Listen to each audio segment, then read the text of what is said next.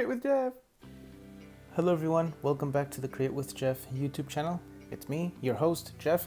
Today I want to show you how to access the brushes on Procreate.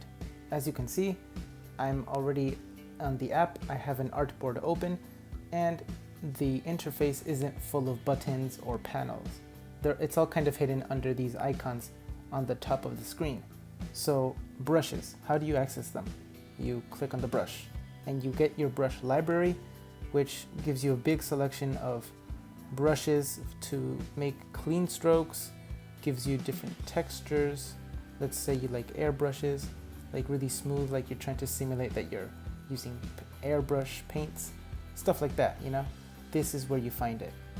Conveniently, you get the smudge tool and the eraser tool as well with the same types of brushes, which gives you different types of textures you can use, make little tricks, really smooth blending, like so. Very nice. You can also use the same textures for the eraser tool.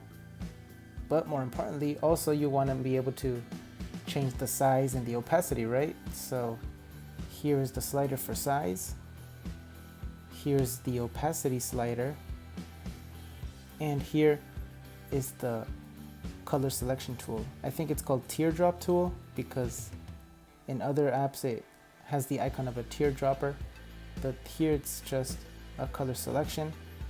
This tool allows you to easily select your color from any part of your design. Alright, hope that was useful for you. Stick around for more videos. I'll see you next time. Bye.